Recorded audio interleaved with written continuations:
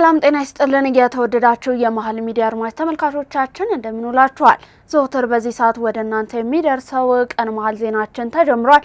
በቅድሚያም አበይት ርዕሰ ጉዳዮችን በማስቀደም እንጀምር። የአሜሪካ ከፍተኛ ዲፕሎማቶች ወደ መቀሌ ሊያቀኑ መሆኑ ተሰማ። ከአዲሱ የቪዛ ማዕቀብ በኋላ የሚደረገው ጉዞ ከፍተኛ ትኩረትን ስቧል። የዚህን ዜና ዝርዝር አጠናቅረን ይዘናል።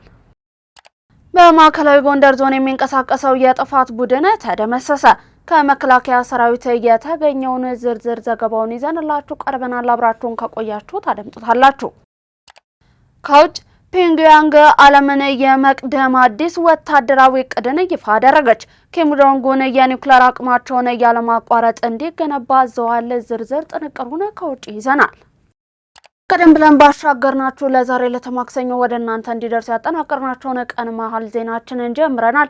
ዜናውን ላይክና ሼር ሚዲያችንን ሰብስክራይብ በማድረግ ቤተሰብነታችሁን እያጠነከራችሁ ዜናውን ተጀምሩ ዘንድ ያክብረው ግብዣችን ነው። ከመሸጋገሪያ በኋላ ስንመለስ በዝርዝር ወደምናየው እናልፋለን። ግሩም መኖሪያ፣ ግሩም ሐሳብ ከድሪም ቢልደርስ ሪል ስቴት እነሆ በ10 በመቶ ቅድመ ክፍያና በ50 በመቶ የባንክ ብድር ለጠራ ለኮራ መኖሪያ ቤት የሚበቁበት አሰራር ዘርግተናል። ድሪም ቢልደርስ ሪል ስቴት ቤቶቹ ከ1 እስከ 3 ባለመኝታ ቤቶች ሲሆኑ ከ7 በመቶ እስከ 30 በመቶ ቅናሽ ተደርጎላቸዋል። ባለ 1 መኝታው 73 ካሬ የ10 በመቶ ቅድሚያ ክፍያው 720 ሺህ ብር ብቻ ነው። ነገር ግን የቤቱን ሙሉ ክፍያ በአንድ ጊዜ ለሚከፍሉ 30 በመቶ ቅናሽ ተደርጎ 5.3 ሚሊዮን ብር ብቻ። ባለ 2 መኝታ 106 ካሬ 1 ሚሊዮን ቅድመ ክፍያ ሙሉ ክፍያውን 100% በአንድ ጊዜ ለሚከፍሉ ከ30 በመቶ ቅናሽ በኋላ 7.7 ሚሊዮን ብር ብቻ። ባለ 3 መኝታ 141 ካሬ በ1.4 ሚሊዮን ብር ቅድሚያ ክፍያ ሙሉ ክፍያውን 100% በአንድ ጊዜ ለሚከፍሉ ከ30 በመቶ ቅናሽ በኋላ 10.3 ሚሊዮን ብር ብቻ ነው። አፓርትመንቶቹ ግንባታቸው ከወዲሁ 30 በመቶ የተጠናቀቀ ሲሆን የልጆች ማጫወቻ፣ መዋኛ ገንዳ፣ በቂ የመኪና ማቆሚያና እንደዚሁም የከርሰ ምድር ውሃና የመሳሰሉት የጋራ መጠቀሚያዎች የተሟሉለት ነው። ቤቶን በ2 ዓመት ተኩል ውስጥ ይረከባሉ። ማንኛውንም አስፈላጊ መረጃዎች አግኝተው ለመወሰን የሚያበቃ መረዳት እንዲኖረው በስክሪኑ ላይ በሚታየው ስልክ ቁጥር አሁኑን ይደውሉ። ድሪም ቢልደርስ ሪል ስቴት። ተመልሰናል። እስከ ፍጻሜው ድረስ አብራችሁን ቆዩ። በቀዳሚነት ወደ ያዝነው መረጃችን አለፍን። የአሜሪካ ከፍተኛ ዲፕሎማቶች ወደ መቀሌ ሊያቀኑ መሆኑ ተነገረ። ከአዲሱ የቪዛ ማዕቀብ በኋላ የሚደረገው ጉዞም ከፍተኛ ትኩረትን ስቧል። የአሜሪካ መንግስት ከፍተኛ ዲፕሎማቶች ዛሬ ወይንም ነገ ወደ መቀሌ እንደሚጓዙ ከዲፕሎማቲክ ምንጮች የተገኘው መረጃ አመልክቷል። ይህ ጉዞ ይፋ የሆነው በአዲስ አበባ 4 ኪሎ እንዲሁም በመቀሌ መካከል ያለው ወታደራዊና ፖለቲካዊ ውጥረት በከፍተኛ ደረጃ ባየለበት እንዲሁም አሜሪካ በህወሓት አመራሮች ላይ ማዕቀብ በጣለችበት ማግስት በመሆኑ በዓለም አቀፍ ዲፕሎማቶች ዘንድ ትልቅ ትኩረትን ስቧል። የአሜሪካ ከፍተኛ ዲፕሎማቶች በመቀሌ በሚኖራቸው ቆይታ ከህወሓት አመራሮች ጋር በአካል ተገናኝተው በዝግ እንደሚወያዩም ታውቋል። ውይይቱ በተለይ ከቀናት በፊት የአሜሪካ መንግስት የቀጠናውን ሰላምና ደህንነትን አደጋ ላይ ጥለዋል ባላቸው የህወሓት አመራሮች እንዲሁም የቅርብ ቤተሰቦቻቸው ላይ ጥብቅ የቪዛ እቀባ መጣሉ ይታወሳል። ዲፕሎማቶቹ የዋሽንግተንን ግልጽ መልእክትን ማስጠንቀቂያ ለአመራሮች በአካል ያደርሳሉ ተብሎም ይጠበቃል። ሰሞኑን የህወሓት ታጣቂዎች ወደ ወሎ አቅጣጫ በእግር እንዲንቀሳቀሱ መታዘዛቸውንና መንገደኞች ላይ የተፈጸሙ እገታዎችን ተከትሎ የመጣውን አዲስ የጦርነት ስጋትን ለማርገብም ግፊት ያደርጋሉ። በትግራይ ጊዜያዊ አስተዳደር ውስጥ ባለው የውስጥ የስልጣን ሽኩቻ እንዲሁም በፌዴራል መንግስቱ መካከል የተፈጠረውን አለመግባባት በሰላማዊ መንገድ መፍታት ስለሚቻልበት ሁኔታም ይመክራሉ ተብሎ ይጠበቃል። በማዕከላዊ ጎንደር ዞን የሚንቀሳቀሰው የጥፋት ቡድን ተደመሰሰ። በ10ኛ ዕዝ ኮር ስር የሚገኘው ክፍለ ጦር በማዕከላዊ ጎንደር ዞን ከተለያዩ አካባቢዎች ተሰብስቦ ጥቃት ለመፈጸም ሲዘጋጅ የነበረውን ቡድን ቀደምተኝነትን ወስዶ መደምሰሱን የክፍለ ጦር ዋና አዛዥ ኮሎኔል አሸናፊ ብርቄ ተናግረዋል። በማዕከላዊ ጎንደር ምስራቅ ደንቢያ ወረዳ ወይና ማርያም ተብሎ በሚጠራው ቦታ የጥፋት ተልዕኮን ለመፈጸም በድብቅ ሲዘጋጅ የነበረን ኃይል በተጠና ሁኔታ ወታደራዊ ስውርነትን በመጠቀም ባንዳውን ከነ አመራሩ ሙሉ በሙሉ ደምስሶ በርካታ የቡድን እንዲሁም የነፍስ ወከፍ መሳሪያዎችን መማረካቸውን አዛዡ አስታውቀዋል።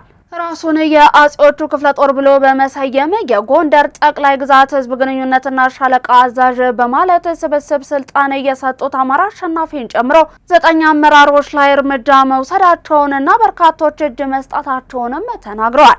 በዚህም ሳሚ አማረ የአጼዎቹ ክፍለ ጦር አዛዥ፣ አበራ አግማስ ሻለቃ አዛዥ፣ ወንዳደ ሻለቃ መሪ፣ ማህሬው በየነ ሻምበል አመራር፣ ወንዳደ የሻለቃ መሪ፣ ወንዴ አስማረ ሻለቃ አመራር፣ ታለማ ሻለቃ አመራር እንዲሁም አለሙ ነጋ ሻምበል አመራር ዋናዎቹ ናቸው ተብሏል።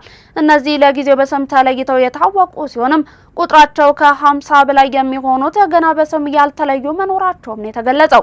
በነበረው ውጊያ ብሬን፣ ስናይፐር፣ ክላሽ፣ ቦምብ፣ የወገብ ትጥቅ፣ የክላሽ ካዝና፣ የስናይፐር ካዝና በመማረክ ክፍሉ ከፍተኛ የጀግንነት ገድልን መስራቱንም አዛዡ ጨምረው ገልጸዋል። የአማራና ትግራይ ክልሎችን ጨምሮ በ7 የሀገሪቱ ክፍሎች የሚከሰቱ ግጭቶች፣ የጸጥታ እንዲሁም የደህንነት ስጋቶች ለሰብአዊ መብት ጥሰቶች ዋነኛ ምክንያቶች ሆነው መቀጠላቸውን የኢትዮጵያ ሰብአዊ መብቶች ኮሚሽን ኢሰመኮ አስታወቀ። ኮሚሽኑ በ4 ክልሎች ውስጥ ባሉ በርካታ አካባቢዎች የዘፈቀደ እስር እየተፈጸመ መሆኑንም ገልጿል። ኮሚሽኑ እነዚህን የሰብአዊ መብት ጥሰቶችን ይፋ ያደረገው ለፓርላማ ባቀረበው የ11 ወራት የስራ ክንውን እንዲሁም የሀገራዊ የሰብአዊ መብቶች ሁኔታን በዳሰሳ አንኳር ሪፖርቱ ላይ ነው። ተጠሪነቱ ለሕዝብ ተወካዮች ምክር ቤት የሆነው ኢሰመኮ የሰብአዊ መብት ጉዳዮች እንዲሁም የኮሚሽን የስራ አካሄድን የተመለከተ ሪፖርትን ለፓርላማ እንደሚያቀርብ በ2012 እንደገና በወጣው የኮሚሽኑ ማቋቋሚያ አዋጅ ላይ ተደንግጓል። በ14 ገጾች የተዘጋጀው ሪፖርት ግማሽ ያህል ክፍሉን እየሸፈነው በሀገሪቱ ያለውን የሰብአዊ መብቶች ሁኔታ ነው። ኢሰመኮ ክፍተቶች እንዲሁም ተግዳሮቶችን በዘረዘረበት የሪፖርት ክፍል የሰብአዊ መብቶችን ማስፋፋት እንዲሁም ጥበቃ አንጻር አጠቃላይ አንድምታ አለው ያላቸውን 2 ጉዳዮችን ጠቅሷል። በመጀመሪያው በተለያዩ ክልሎች የሚከሰቱ ግጭቶች እንዲሁም የጸጥታና ደህንነት ስጋቶችን የሚመለከት ነው። በግጭት ቀጠናዎች ውስጥ እንዲሁም ውጪ የሰብአዊ መብት ጥሰቶችን በሚፈጽሙ አካላት ላይ ተገቢውን ምርመራ ለማድረግ እንዲሁም ተጠያቂነትን አለማረጋገጥ ኮሚሽኑ በሁለተኛነት የጠቀሰው አንኳር ጉዳይ ነው። ሀገራችን በራሷ አቅም ያልተሞከሩ ግዙፍ ልማቶችን በማከናወን በየጊዜው ወደ ላቀ ደረጃ እየተሸጋገረች ትገኛለች አሉ የኢፌዴሪ ጠቅላይ ሚኒስትር ዶክተር አብይ አህመድ። ጠቅላይ ሚኒስትር ዶክተር አብይ አህመድ ኢትዮጵያ በራሷ አቅም ያልተሞከሩ ግዙፍ ልማቶችን በማከናወን በየጊዜው ወደ ላቀ ደረጃ እየተሸጋገረች እንደምትገኝ ገልጸዋል። ጠቅላይ ሚኒስትሩ በማህበራዊ ትስስር ገጻቸው ላይ ባሰፈሩት መልእክትም ኢትዮጵያ ታከናውናለች በተሰኘው ብሔራዊ ጉባኤ ላይ በመገኘቴ ታላቅ ክብር ይሰማኛል ብለዋል። ከለውጡ ወደ ዘላቂ ሽግግር በሚል መሪ ቃል እየተካሄደ የሚገኘው ጉባኤም በየደረጃው የተጓዝንበትንና አሁን የደረስንበትን መንገድ መለስ ብዬ እንድቃኙ አድርጎኛል ምን ያሉት ኢትዮጵያ በራሷ አቅም ታላቁን የኢትዮጵያ ህዳሴ ግድብን በመገንባት ያልተሞከሩ ግዙፍ ልማቶችን በማከናወን በየጊዜው ወደ ላቀ ደረጃ እየተሸጋገረች እንደምትገኝም አስገንዝበዋል። እነዚህ ሁሉ በአጋጣሚ የተገኙ ድሎች ሳይሆኑ በመደመር መንፈስ ላይ ተመስርተው ዘላቂ ለውጥ የሚመጣው በጋራ በመቆም ነው በሚል ጽኑ እምነት የተወሰዱ በቁራጥ ውሳኔዎች የተገኙ ውጤቶች ናቸው ብለዋል። የጀመርናቸው ለውጦች በራሳቸው የመጨረሻ ግብ አይደሉም፣ ይልቁንም ከኛ በኋላ ለሚመጡት ተከታታይ ትውልዶች የምንጥለው ጠንካራ መሰረት ነው ሲሉም አክለዋል። ሀገርን መገንባት በአንድ ትውልድ ብቻ የሚያበቃ ሳይሆን የሁላችንንም የጋራና ቀጣይነት ያለው ስራ በመሆኑ በዚህ ጽኑ እምነት እያንዳንዱ ኢትዮጵያዊ ይህንን መንፈስ ይዞ ወደፊት እንዲጓዝ የተቀበለውን ወረት አግዝፎ ይበልጥ ወደ ላቀ ከፍታ እንዲያመራም ጥሬን አቀርባለሁ ያሉት ጠቅላይ ሚኒስትሩ በመልእክታቸው ሀገራዊ ምክክር ኮሚሽን ከሐምሌ 8 ቀን 2018 ዓ.ም ጀምሮ ለ3 ተከታታይ ሳምንታት ዋናውን ጠቅላላ ጉባኤ ማከናወን እንደሚጀምር አስታወቀ። በኮሚሽኑ አጠቃላይ ሂደት ላይ ተሳታፊ የነበሩ የፖለቲካ ፓርቲዎች ይህንን አስመልክቶ የሰጡት አስተያየት ሂደቱን ከጅምሩ በመደገፍ ችግሮችም ሲኖሩ ጥያቄ በማቅረብ እንዲሁም ሀገሪቱ ከገባችበት ችግር እንድትወጣ አጀንዳዎችን በማዘጋጀት ንቁ ተሳትፎ ሲያደርጉ መቆየታቸውን አስታውሰዋል። የኢትዮጵያ ሶሻሊስት ዲሞክራሲያዊ ፓርቲ ሶዴፓ በምክክሩ አስፈላጊነት አምኖ ከጅምሩ ተሳትፎ ሲያደርግ መቆየቱን የገለጹት የፓርቲው ምክትል የቦርድ ሰብሳቢ ዶክተር ራሄል ባፌ ናቸው። አክለውም በጠቅላላ ጉባኤው ላይ እንደሚሳተፉና ለሀገሪቱ ችግሮች መፍትሄ የሚሆኑ ሀሳቦች ላይ ለመወያየት ዝግጅት እያደረጉ መሆኑን በመጥቀስ ጉባኤው ሁሉንም ወገን አሳታፊ ያደረገ መሆን እንዳለበት ሀሳባቸውን ሰጥተዋል። ሀገራዊ ምክክሩ ይዞ የተነሳው ዓላማ ኢትዮጵያ የገጠማትን ችግር በምክክር መፍታት በመሆኑ የህዳሴ ፓርቲ ከጅምሩ ተሳትፎ ሲያደርግ መቆየቱን እየገለጹት ደግሞ የፓርቲው ፕሬዝዳንት አቶ የማነ አሰፋ ናቸው። በሂደቱም እንደ ፓርቲ እንዲሁም በጋራ ምክር ቤቱ አማካኝነት አጀንዳዎች ሲያቀርቡ እንዲሁም ኮሚሽኑ በሚያዘጋጀው ውይይቶች ላይ ተሳትፎ ማድረጋቸውን በመጥቀስ ለጠቅላላ ጉባኤው በፓርቲያቸው በኩል ተሳትፎ ለማድረግ እየተዘጋጁ እንደሚገኙ ጠቅሰዋል። የኢትዮጵያ ሀገራዊ ምክክር ኮሚሽን ከሐምሌ 8 ቀን 2018 ዓ.ም ጀምሮ ጠቅላላ ጉባኤ እንደሚያከናውንና በዚህም ከመላው ሀገሪቱ የተወከሉ 4000 የሚደርሱ አካላት ተሳታፊ እንደሚሆኑ መግለጹ ይታወሳል። የመንግስት ግንኙነት ስርዓት የበለጠ ውጤታማ ተቋሚና ዘላቂ እንዲሆን የፌዴራልና የክልል መንግስታት የጋራ ቁርጠኝነትና ተግባራዊ ትብብር ወሳኝ መሆኑን የፌዴሬሽን ምክር ቤት አፈ ጉባኤ አገኘሁ ተሻገር ገለጹ። የመንግስታት ግንኙነት በኢትዮጵያ መልካም ዕድሎች፣ ፈተናዎችና መፍትሄዎች በሚል የተዘጋጀ ሀገር አቀፍ አውደ ጥናት እየተካሄደ ይገኛል። ተጨማሪ አለን። በአውደ ጥናቱ ላይ የፌዴሬሽን ምክር ቤት አፈ ጉባኤ አገኘሁ ተሻገር፣ የሰላም ሚኒስትር መሐመድ ኢድሪስ፣ የፖሊሲ ጥናት ኢንስቲትዩት ዋና ዳይሬክተር ፍቃዱ ጸጋ፣ የክልልና ከተማ አስተዳደሮች ምክር ቤት አፈ ጉባኤዎችና ሌሎች ባለድርሻ አካላት ተገኝተዋል። የፌዴሬሽን ምክር ቤት አፈ ጉባኤ አገኘሁ ተሻገር ባስተላለፉት መልእክት የፌዴራል ስርዓት የሚከተሉ ሀገራት እንደ የነባራዊ ሁኔታቸው በተለያዩ ደረጃዎች በሚገኙ መንግስታትና ዘርፎች መካከል ያለውን ግንኙነት የሚያሳልጥና ውጤታማ የሚያደርግ የአሰራር ስርዓትን እንደሚከተሉ አስታውሰዋል። በኢትዮጵያ በ2009 ዓ.ም በፌዴራልና በክልል መንግስታት፣ በክልል መንግስታት እንዲሁም በፌዴራልና በክልል መንግስታት ተቋማት መካከል ሲደረጉ የነበሩ ግንኙነቶች መደበኛ በሆነ መልኩ ለመምራት የሚያስችል የመንግስታት ግንኙነት ፖሊሲ መውጣቱን ገልጿል። በ2013 ዓ.ም ደግሞ የመንግስታት ግንኙነት ስርዓት መወሰኛ አዋጅ መውጣቱን አስታውሰዋል። እነዚህ የፖሊስና የህግ ማዕቀፎች በተለያዩ ደረጃዎች የሚገኙ መንግስታት ተቀራርበውና ተናበው እንዲሰሩ የጋራ ፖሊሲና ስትራቴጂዎችን በተጣጣመ መልኩ እንዲነድፉ የሚያስችሉ ናቸው ብለዋል።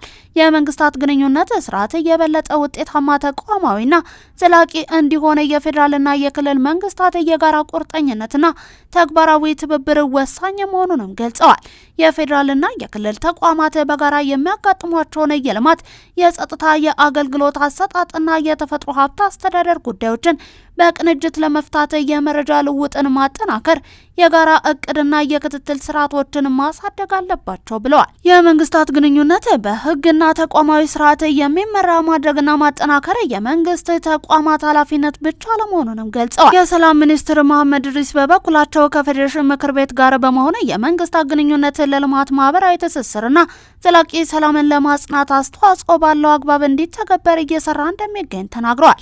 የመንግስታት ግንኙነትን ቀጣይነትን ለማረጋገጥ ተቋማዊ ቅርጽ ማስያዝ እንደሚገባ በማንሳትም ለሀገር ግንባታና ለጠንካራ የዲፕሎማሲ የዲሞክራሲ ግንባታ በመርህ ላይ የተመሰረተ ግንኙነት ወሳኝ መሆኑን ገልጸዋል። የፖሊሲ ጥናት ኢንስቲትዩት በመንግስታት ግንኙነትና ሌሎች ሀገራዊ ጉዳዮች የፖሊሲ አማራጭ ሀሳቦችን እያቀረበ ይገኛል ያሉት ደግሞ የኢንስቲትዩቱ ዋና ዳይሬክተር ፍቃዱ ጸጋ ናቸው። የመንግስታት ግንኙነትን ማጠናከር የመንግስታትና ሌሎች የሚመለከታቸው አካላትን ትብብር የሚጠይቅ መሆኑንም ጠቁሟል። መርጌታ ነኝ እቁብ እንዲደርስ አደርጋለሁ በማለት 625 ሺህ ብር ያጭበረበረው ግለሰብ በቁጥጥር ስር ዋለ። አብርሃም ሰርኬ የሚባለው ግለሰብ በሐሰት መርጌታ ነኝ በማለት አቶ ደነቀው ሙሉቀን ከተባለና በዳንሻ ከተማ በሆቴል ስራ ላይ ከተሰማራ ግለሰብ 625,000 ብር አታሎ መውሰዱን የሉማሜ ከተማ አስተዳደር ፖሊስ ጽሕፈት ቤት አዛዥ ኢንስፔክተር በድሉ መልሰው ተናግረዋል። ብሩን ከወሰደ በኋላ በተጨማሪ 300,000 ብር ካልጨመርክልኝ ቤተሰብህን በሙሉ በመተት አጠፋብሃለሁ በማለት በተበዳይ ላይ አደገኛ የማጭበርበር ወንጀል ሲፈጽም መቆየቱም ተመላክቷል። የዳንሻ ከተማ አስተዳደር ፖሊስ ጽሕፈት ቤት የፍርድ ቤት መያዣ ትዕዛዝን በማውጣት ተጠርጣሪውን በተገኘበት በቁጥጥር ስር እንዲውል በጻፈ የትብብር ደብዳቤ ከምስራቅ ጎጃም ዞን ፖሊስ መምሪያ የመረጃ ክትትል ቡድን ጋር በመተባበር ግለሰቡ ሰኔ 15 ቀን 2018 ዓ.ም በሉማሜ ከተማ አስተዳደር በቁጥጥር ስር እንዲውል ተደርጓል። አቶ ደነቀው ሙሉቀን የተባለው ተበዳይም በደረሰ የማታለል ወንጀል ምክንያት ለከፍተኛ አእምሯዊ፣ ስነ ልቦናዊና ኢኮኖሚያዊ ችግር ተጋልጦ በጸበል ቦታ እንደቆየ ነው የተሰማው። የተወደዳችሁ የመሃል ሚዲያ አድማጭ ተመልካቾቻችን እየተመለከታችሁ የምትገኙት እኛ ያሻገርናችሁ የምንገኘው ለዛሬ ለተማክሰኞ ወደ እናንተ እንዲደርሱ የተመራረጡትን ቀን መሃል ዜናችንን አሁን ደግሞ ከባህር ማዶ ያዝናችሁ አለፈን። ግሩም መኖሪያ ግሩም ሐሳብ ከድሪም ቢልደርስ ሪል ስቴት እነሆ በ10 በመቶ ቅድመ ክፍያና በ50 በመቶ የባንክ ብድር ለጠራ ለኮራ መኖሪያ ቤት የሚበቁበት አሰራር ዘርግተናል። ድሪም ቢልደርስ ሪል ስቴት ቤቶቹ ከ1 እስከ 3 ባለመኝታ ቤቶች ሲሆኑ ከ7 በመቶ እስከ 30 በመቶ ቅናሽ ተደርጎላቸዋል። ባለ 1 መኝታው 73 ካሬ የ10 በመቶ ቅድሚያ ክፍያው 720,000 ብር ብቻ ነው። ነገር ግን የቤቱን ሙሉ ክፍያ በአንድ ጊዜ ለሚከፍሉ 30 በመቶ ቅናሽ ተደርጎ 5.3 ሚሊዮን ብር ብቻ። ባለ 2 መኝታ 106 ካሬ 1 ሚሊዮን ቅድመ ክፍያ ሙሉ ክፍያውን 100% በአንድ ጊዜ ለሚከፍሉ ከ30 በመቶ ቅናሽ በኋላ 7.7 ሚሊዮን ብር ብቻ። ባለ 3 መኝታ 141 ካሬ በ1.4 ሚሊዮን ብር ቅድሚያ ክፍያ ሙሉ ክፍያውን 100% በአንድ ጊዜ ለሚከፍሉ ከ30 በመቶ ቅናሽ በኋላ 10.3 ሚሊዮን ብር ብቻ ነው። አፓርትመንቶቹ ግንባታቸው ከወዲሁ 30 በመቶ የተጠናቀቀ ሲሆን የልጆች ማጫወቻ፣ መዋኛ ገንዳ፣ በቂ የመኪና ማቆሚያና እንደዚሁም የከርሰ ምድር ውሃና የመሳሰሉት የጋራ መጠቀሚያዎች የተሟሉለት ነው። ቤቶን በ2 ዓመት ተኩል ውስጥ ይረከባሉ። ማንኛውንም አስፈላጊ መረጃዎች አግኝተው ለመወሰን የሚያበቃ መረዳት እንዲኖረው በስክሪኑ ላይ በሚታየው ስልክ ቁጥር አሁኑን ይደውሉ። ድሪም ቢልደርስ ሪል ስቴት። ፒዮንግያንግ ዓለምን የመቅደም አዲስ ወታደራዊ ዕቅድን ይፋ አደረገች። ኪም ጆንግ ኡን የኒውክሌር አቅማቸውን ያለማቋረጥ እንዲገነባ አዘዋል። ተጨማሪውን ይዘናል።